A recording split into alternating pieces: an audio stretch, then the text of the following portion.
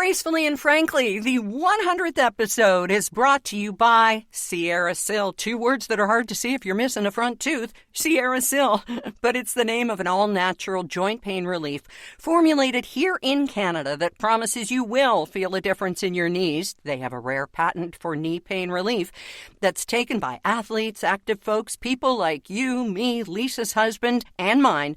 Sierra Sil, capsules, spray, even dog chews that are natural, effective, and again, with that money-back guarantee, you have nothing to lose but the pain. Find out what you'll gain by visiting them online, sierrasil.com, Sierra like the mountains, SIL.com. Use the code GF for 10% off your purchase. Well, here we are, episode 100 of Gracefully and Frankly. I'm Erin Davis. I'm Lisa Brandt, and Erin, we are breathing rarefied air at episode 100, you know. How's that? It doesn't happen a lot. There are lots of podcasts out there, but only about 20% survive. Mm-hmm. And the mean average of episodes of podcasts is 30. Oh, wow. So, yeah, people don't generally make it past, 20 or 30 episodes. 90% don't get past episode number 3. Wow. So we are very fortunate to be here at episode 100 and feeling just as enthusiastic and into it and happy to be doing it as we were at number 1. So thanks to you. I appreciate it. Absolutely, and thanks to, I mentioned Sierra Sil, but of course Envy Pillow with Kathy and Kim just coming along and giving us a soft place to land every single week. Literally, when we've taken our Envy Pillows on the plane, or as you and I did a couple weeks ago on the train, they've given us a soft place to land, not just for our heads, but that's not what the pillow is for, of course, not the butt. The pillow is for... I wasn't going to say that I'd sat on it, but okay. A great resting place for your face. And, Kathy and Kim are all over social media right now showing how you squish your face when you lie on a pillow and how it contributes to the lines on your face.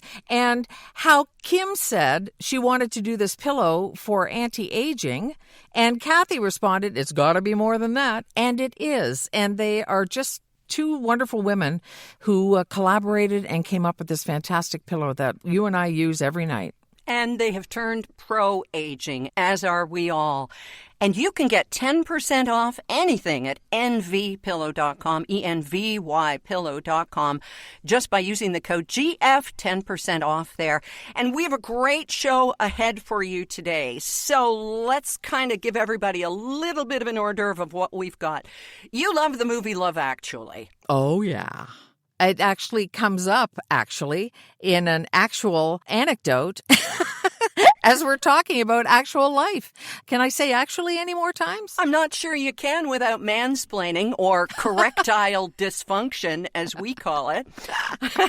Okay, holding in anger. We know it's toxic. And last week I let it out, and I am not proud of myself, but I'll tell you the whole sordid story. Faking it until we make it. How many times do we do that? Admit it or not, sometimes just pretending like you belong makes you eventually feel like you belong. Yeah, you are gonna make it after all.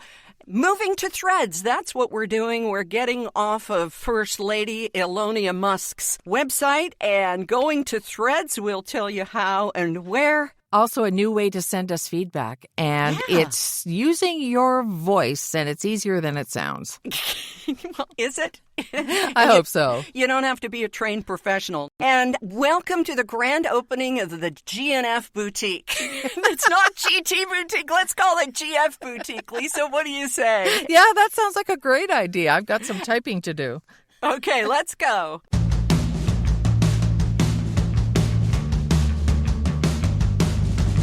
So, my friend, how are you doing this week? Oh, you wanted an answer. Okay, well, we all know the stages of grief, right? And we were just talking, Rob and I, about this on the dog walk last night, that it's just like you go back, like there's the denial that didn't really happen. There's got to be a recount. And then there's the anger. And then there's the sadness. And I think right now I'm just sort of hopping back and forth between despair and rage and despair and rage. So. Wow, you've really ingested it. I don't know. I just got to let it go. I feel like it'll eat me alive if I don't. So. Yeah, and I'm living proof of that. I think you're very wise, and you're not saying to me, let it go. No, I know, no. And I appreciate that. I do. Yeah, there's an awful lot of that out there, telling other people how to process things, and that's just not fair. We're all different, and there could be something that happens tomorrow that I take super hard and very emotional about, and you're not, or whatever. Yep. And I think we just have to give each other some space and some kindness. So are you getting some of that?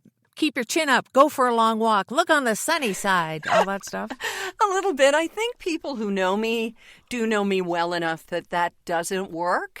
And like my younger sister and I we're in sobriety together, and she took it really hard. She had a migraine the next day and was throwing up and stuff, and Leslie doesn't get migraines. But then she said, I just keep saying the serenity prayer. You got to keep saying the serenity prayer, change the things I can and the wisdom to know the difference. And that kept landing wrong on me. And then I found this quote from the No BS therapist, who I just love on social media. And instead of saying, don't worry about things you can't control, turn it around and ask, what's within your control right now? Right. And that's such a healthy thing to do, right? Let's look at the things we can control. It's sort of just the same thing, but the flip side, and it's more positive. And it gives you more of a sense of ownership over what's going on in your life, to say it that way, I think. Yeah. Somebody said this second time around for him is like Jurassic Park 2, where a voice says, wait a minute, you remember what happened the last time we did this with the dinosaurs? And someone else says, yeah, but maybe this time they won't get loose. Yeah. Oh, my goodness. Yeah, maybe the lake will drain and I won't drown, that sort of thing. Well, part of the accepting what you can control, that's stoicism again, right? And like for me, saying concentrate on what you can control works, but I'm also trying to practice that every single day. It's like a mantra in my head. I may as well have a sticky note written backwards on my forehead so I see it when I go in the mirror. Mm-hmm. In fact, Ryan Holiday's Stoic newsletter this week said, what are you going to do if you're this upset about it? There's nothing you can do but look at everything that's in your life that you can do something about. Like I'm trying to step up my walks so that I'm thinking about how much my shoes need replacing or whatever, rather than something that's going on in my life. What else does Ryan recommend? I love his advice, and I especially love hearing it in your voice. Well, he's just the man as far as I'm concerned. He's our modern Stoic. He's not necessarily coming up with anything brand new, but he's bringing the wisdom of Marcus Aurelius and some of these other fantastic thinkers forward. So he talks about mindfulness, about kindness, resilience, humility, all of these things that you stay the same no matter what's going on around you. Tall frickin' order, really difficult to do, but it's a goal. So there are 4 virtues in Stoicism: wisdom, justice, courage, and moderation. And of course you go, well, what's just about what's going on? Well, again, his way of looking at it is you pull it back to yourself. Am I being just? Am I behaving well? Am I showing courage and carrying on? Am I eating every potato chip in sight, or am I doing moderation? It's all of those things. And a lot of it is about self-control. And it's not about not showing emotions. You show emotions. You have your cry, you have your rage, but then you say, okay, enough, let's get on with this. There's a moment in the movie Love Actually, which I would love to bring up anytime I can, and I'm doing it now. Yeah. You know the guy with the cue cards who's in love with his best friend's wife? Yes. And he holds the cue cards out and when she comes downstairs. And then after he's told her everything and about how much he loves her and that he'll love her to the end of the time, he walks away saying, enough. Like, I've spent enough time on this.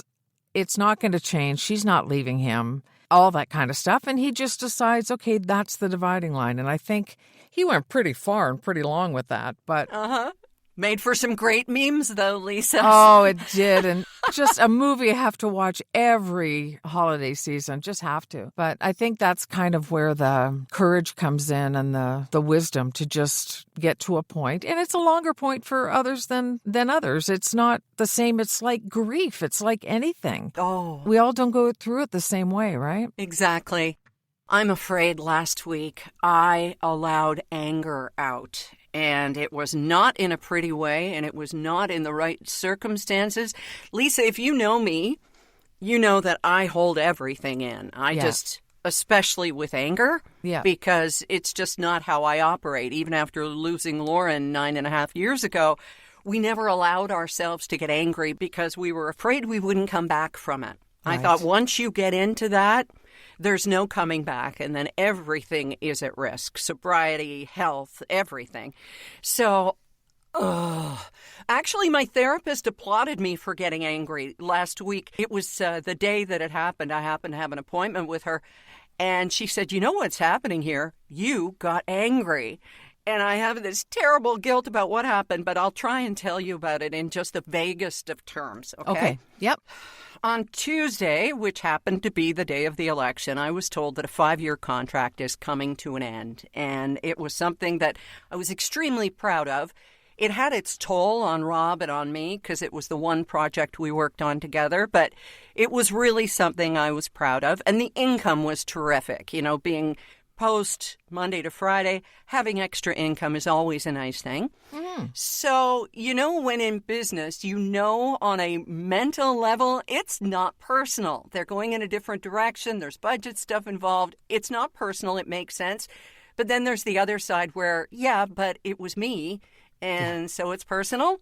Yeah. I mean, you and I have both been there, right? Oh, yeah. And it does become personal because it does feel like you. And even though jobs aren't necessarily meant for life. Never. You don't tend to sit around and think about it ending. Exactly.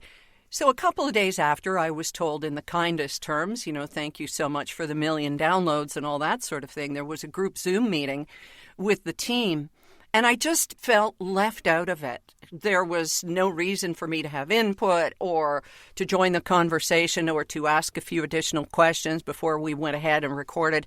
And it all hit me all wrong. I mean, here I am. I'm 62. Everybody in that meeting was probably 25 to 30 years younger. So there's that. The fear of ageism and am I being put out to pasture comes to fore. And then there was just the overall sense that not being needed anymore. Right. And that plays into both of our fears, really, because I'm not ready to sit down and just disappear from society and whatever I can give. And so it all hit. And then I did what you're never supposed to do. I fired off an email in anger. And I knew as I was doing it, if Rob was here, he'd say, don't. But I did. And then right away, it was a stream of what did we do? How can we make this right? And all of that.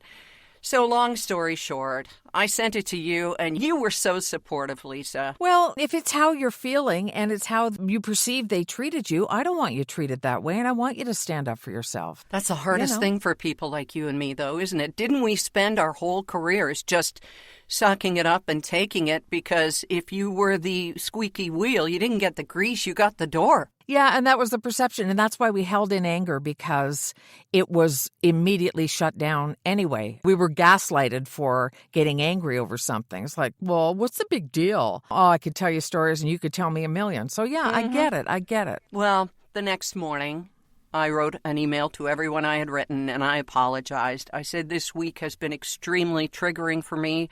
And I always heard the saying, hurt people. But I never thought I'd be one of those hurt people who did, and I apologized. And it felt like the right thing to do, to take that high road I should have stayed on to begin with. But it was so triggering because 8 years ago, the week of the election, and I've told you this, I gave away my sobriety. I gave away my radio job that I'd loved for 28 years.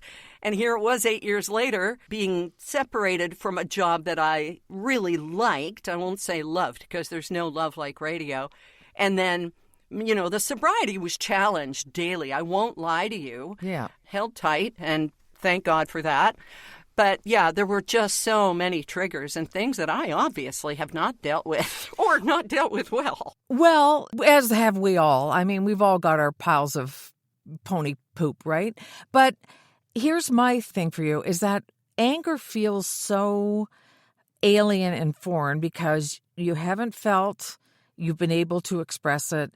Mm-hmm. And I don't know about you, but when I've gotten angry with people finally after not expressing it, they treat me like I'm going to go on a stabbing spree or something. Even just righteous anger scares the people closest to you when you don't normally express it. And I don't mean flying off the handle and losing your mind and calling people names. I just mean getting angry. Right. It's a tough emotion. It's not like happiness where you're expected or encouraged to go as big as you want and dance in the streets and do whatever you want. Anger, everybody wants you to put a cap on. Right. And yet it's got to come out somewhere. Oh, it's just finding the right place for it to come out. Maybe waiting a few hours and talking to my therapist. But it felt really, really real at that moment. So I'm trying to think, what are the lessons to learn here?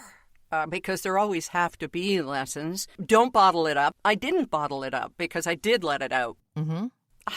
Setting that email aside overnight even is a really good idea. However, again, we're dealing with something that is very emotional, speaks to your core, feeling like your opinion wasn't wanted, that your ideas weren't sought, that you were just sort of in the room filling a place, like you could have been a cardboard cutout. Mm-hmm. I know that would absolutely get to me as well. It's completely understandable. And I think the big lesson here is that you turned around and humbled yourself and said, you know what, here's why I did what I did, and I'm sorry that I took this out on you, or however you worded, I can't remember. But the fact that you did that to make it right, I think that is the headline here, because a lot of people wouldn't have. They would have just walked away or felt ashamed or whatever if they had changed their mind, and they wouldn't have tried to make it right with these people. And you're human. You're just a human being. A human being, that's me. Yes. Yeah, well, to make it a happy ending, a couple of hours after that email landed on Friday morning, we put on a great show. It was a terrific podcast, and they'll be happy with it, and we have one more to do. So it was just a feeling like they didn't know what to do with this person in the room who's been told they're no longer part of it. And sometimes that takes emotional and professional maturity, too. Did they think I was going to sit there and cry through the whole Zoom meeting that I'm no longer a part of the team? No, of course not. The funny thing is, with them all being so young and less experienced, maybe they were looking for a cue from you. Now, that doesn't put responsibility on you. That's on them. But maybe they were thinking, well, this isn't her first rodeo. She'll jump in if she wants or do whatever. Like, we just can't know. And it's funny how others look at us. I see the looks of some of the 30-somethings and they're like, wow, she's old, or wow, her hair got gray, or whatever. And it's fine. It's fine. It's just the way it is. But what they don't know is how freaking fast they're going to get to this point. So we get the last laugh because we can tell them with all wisdom and maturity, live your life, fill your boots, do your thing. Because before you know it, you're going to be here and you're going to know exactly what I'm talking about. They can't imagine it. No. But they will be. And it's just the circle of life. I should stick to Pumbaa.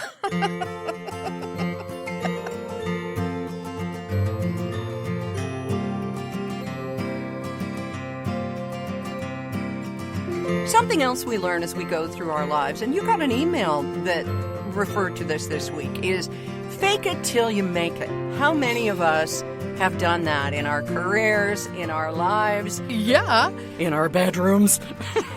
Absolutely. I mean, if you're asked to do something and you don't know how. I remember talking to a woman around our age, and her daughter got some big job with Google, and she's been Googling how to do her job. I love it. They promoted her to such a high ranking, and she has no idea what she's supposed to be doing. But she's figuring it out. You have to fake it sometimes. Isn't that life, though? In a nutshell, as parents, we are all just kind of walking this same road, separate roads often, for the first time. And this is an epiphany that so many new parents have. It's like, wow, now I get that my parents didn't know what they were doing either. Right? Yeah. Right. And even in business, looking back now, how many people, they either puff their chests out, I'm talking mainly men. Oh, yeah. And acted like they had all the answers. And it's quite clear that they didn't. And if they had asked for other people to help them or to offer their ideas or whatever, we all would have been a lot better off. Nobody frickin' knows what they're doing most of the time. And if somebody tells you there's only one way to do something, chances are they're full of bull, right? It just doesn't go that way. Yeah, and while it's in the workplace, it is also in our real lives as well. Can you remember outside of work, by any chance, Lisa, a time when you had to fake it till you made it? Outside of work, I know I didn't work a lot. Probably when I first got sober, going to events where there were a lot of people was the least comfortable thing for me. The reason I drank was to give me liquid courage. And so I used to fake that I wasn't awkward and feeling uncomfortable. And now I actually count the number of awkward exchanges I have where people don't know exactly what to do. I had a woman run up to me in an event last week and she went, "Hey, stranger, how's it going?" Not a clue who she was. Still don't have a clue who she was, even though I asked about work and how it was going. Yeah. And that's faking it until you make it because I didn't want to hurt her feelings. And well, she said stranger. That should have been your first clue. Wait a minute, I read that all wrong. See, another awkward moment. Right, yeah, and we know that these awkward moments are going to turn into something for the podcast, so I kind of welcome them. Yeah. Yeah, maybe that's why I have so many. Yeah, no kidding, huh? Well, whenever you interact with people, more and more, Rob and I will say, nobody gets us. And it's not just a generational thing. It's our twisted senses of humor. It's the comedians who help shape us and the experiences. We all have our little inside jokes, and sometimes when we let them out, they don't land well. Right. My brother and I have a little language that we use. You know how they say twins develop their own language? Well, we're not twins. But we have this language that's based on incorrect grammar. And if anybody ever overhears us speaking to each other, they would think we are just the biggest boors you've ever met. Right. We've never read a book, but I don't care. That's true. Also true is a quote that you reminded me of last week, and it just came out of nowhere. Never make fun of someone for mispronouncing something because there's a good chance they read it in a book and have just never heard it. So they're reading. Yeah. Yeah. I think that's a good way to look at it. I mean, it's giving them the benefit of the doubt anyway, right? Well, my faking till you make it has to be through grief and taking a month off after Lauren died in 2015 and then coming back on the radio. And that was, to me, the most cathartic and helpful thing was because I had to fake it. And it kind of tricks your body. And again, I've used this analogy so often, and you could probably say it before I do, of giving a little smile when you're in an uncomfortable yoga position because it tells your body you're enjoying it. Right. And so going through that, returning to showbiz and let's put on a show every morning starting at 5 a.m. with the most wonderful, wonderful people around me and listening to us, that really did help. And sometimes putting on the show helps you and it gets easier and easier as days go on to actually believe it. And getting back into a routine so you're not just facing another long day of, well, what do I do now? Exactly. So we've been busy bees on social media this past week. This sounds kind of insular to talk about things like Twitter and X, and we'll keep it brief. But we have both left X. I had said last year, because somebody called me on it, thankfully our GNF listeners are very attentive, and we love you for that. And she said, I thought you already left. And I said, I only used it to promote the podcasts because when initially I stopped posting, hey, GNF episode, blah, blah, blah, is coming up, we noticed a little dip in our listenership. And I thought, my decision is affecting Lisa's groceries. So I went back on just to promote things there. I haven't used it to interact with people or to contribute in any way. But finally, we pulled the plug on X. We're now both on Threads Join us there. Yeah, and it's a little bit more friendly at this point. I mean, you still create your own little world. Yep. There are still the odd, angry, upset, unreasonable person here and there.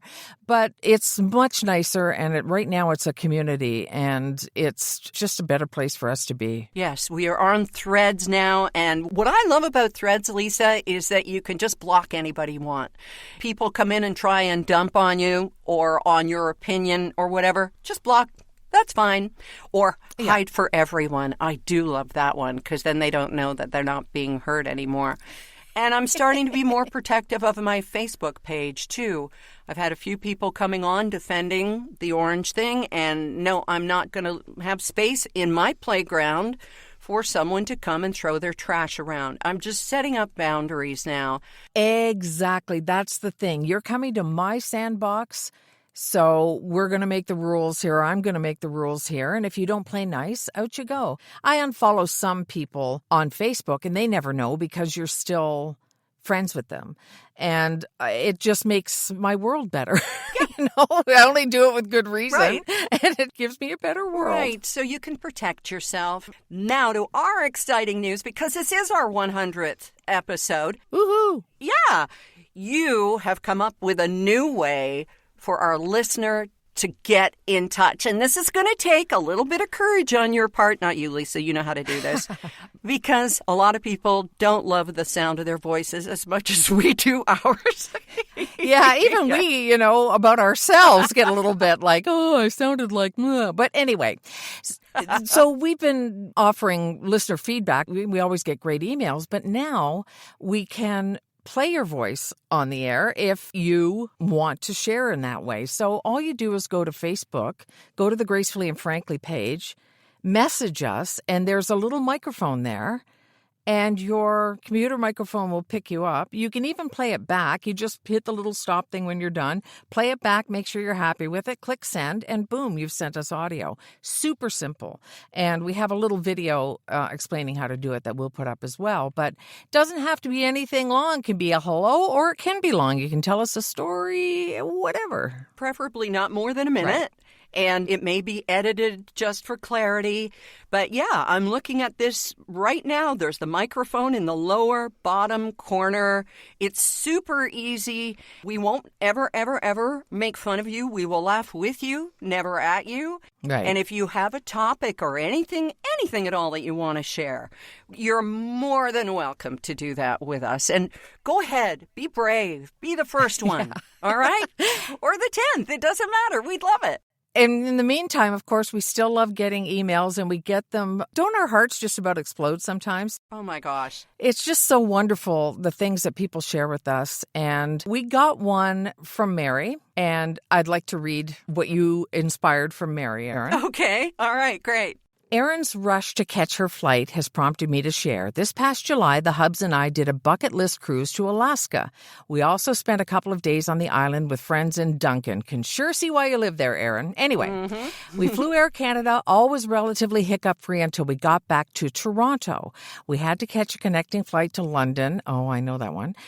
And got a tad tied up in the terminal getting a bite to eat. Before I knew it, the "Your flight is now boarding" text arrived, so it was a sprint to the gate.